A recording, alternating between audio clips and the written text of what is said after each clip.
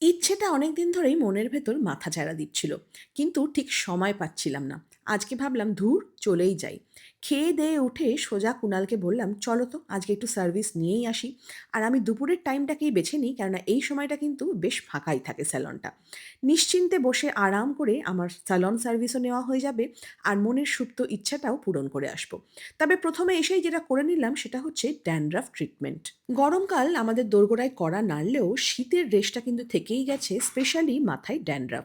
তাই ড্যান্ড্রাফ ট্রিটমেন্টটা করে নিয়ে মাথাটা হালকা লাগছে। বাড়িতে আমরা পেঁচির মা থাকলেও স্যালনে আসলে কিন্তু নিজেদেরকে কেমন একটা প্রিন্সেস প্রিন্সেস ফিল হয়, তাই না? একজন নয়, দুজন মিলে কিন্তু সার্ভিস দিচ্ছে।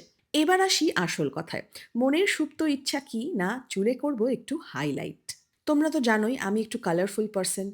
কালার আমার ভীষণ পছন্দের জিনিস। তো সেক্ষেত্রে শুধুমাত্র পোশাকে কেন, চুলেও থাক একটু সুন্দর কালার। ব্ল্যাক হেয়ার আমার কোনোদিনই পছন্দ নয়।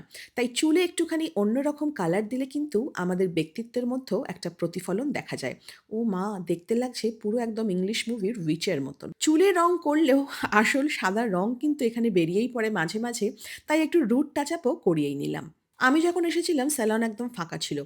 কিন্তু বিকেল হতে না হতেই প্রচুর মানুষের ভিড়। শুভজিৎ এখানে চেম্বার করছে। কোনো মানুষই কিন্তু এখানে অচেনা নয়, সবই কিন্তু আমাদেরই পরিবারের মানুষ। দেখতেও বেশ ভালোই লাগে।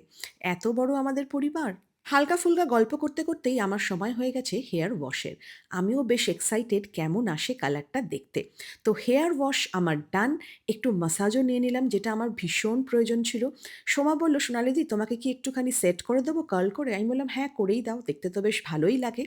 তো সোমা এখানে খুব সুন্দর করে আমার চুলে কার্ল করে দিচ্ছিল। তো ডান। চুলের হেয়ার কালারটা জাস্ট দেখো ভীষণ সুন্দর হয়েছে।